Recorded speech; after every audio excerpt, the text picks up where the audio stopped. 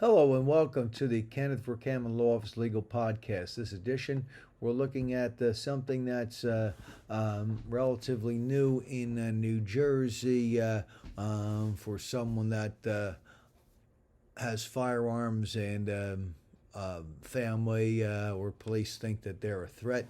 It's called an Extreme Risk Protection Order, EPRO, or firearms removal order. So firearms removals don't always have to involve criminal charges. Family or concerned citizens, police can do this. So who the family members that can file a petition with the court: spouse, domestic partner, former spouse, present or previous household members, co-parent or guardian of a child in common, anyone who's expecting a child with an alleged individual, and a current or former dating partner. So obviously law enforcement people, police can file the petition directly with the court.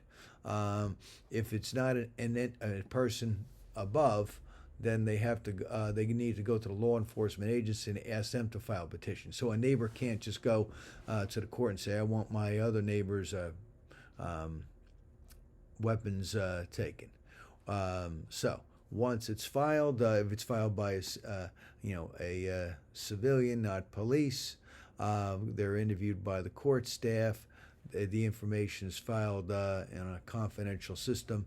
The first hearing is scheduled as soon as possible during court hours. During off hours, municipal court judge hears the petition to provide good cause for removing firearms. If successful, the court will issue a temporary firearm removal order. If the municipal court judge denies a petition, it can be appealed to a superior court judge. If the superior court judge denies it, then it can be appealed to the appellate division. Typically, a final order is scheduled within 10 days. It may take longer sometimes to be served.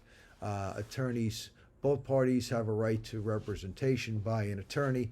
The public defender or free services are not required. Either person seeking representation would have to hire a private attorney.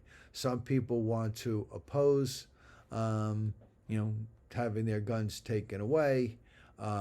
Once there's a hearing on the hearing date, the judge takes testimony, and then if the court finds a preponderance of evidence confirming the extreme risk, the court will sign a final firearm removal order.